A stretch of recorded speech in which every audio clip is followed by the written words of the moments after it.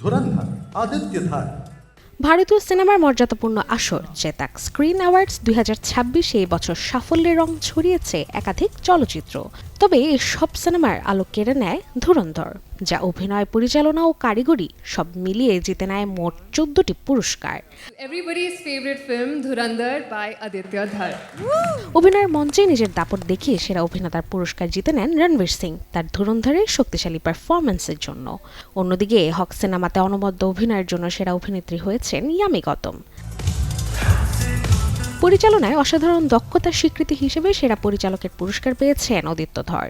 একই সঙ্গে পার্শ্ব চরিত্রে উজ্জ্বল পারফরম্যান্সের জন্য সম্মানিত হয়েছেন অক্ষয় খান্না ও শালিনী বাদশা।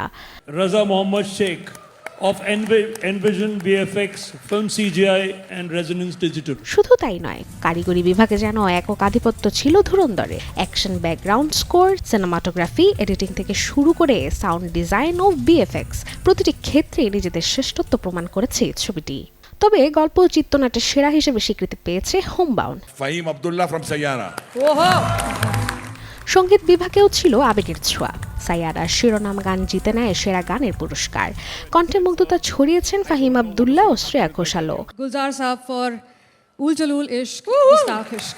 আর কথার জাদু ছড়িয়েছেন কিংবদন্তি Gulzar. It goes to Stolen, Gaurav Dhingra.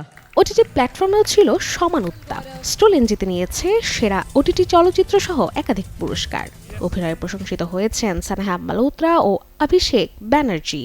We have Chetan right here. Thank you. And desk report, channel 24। Congratulations to team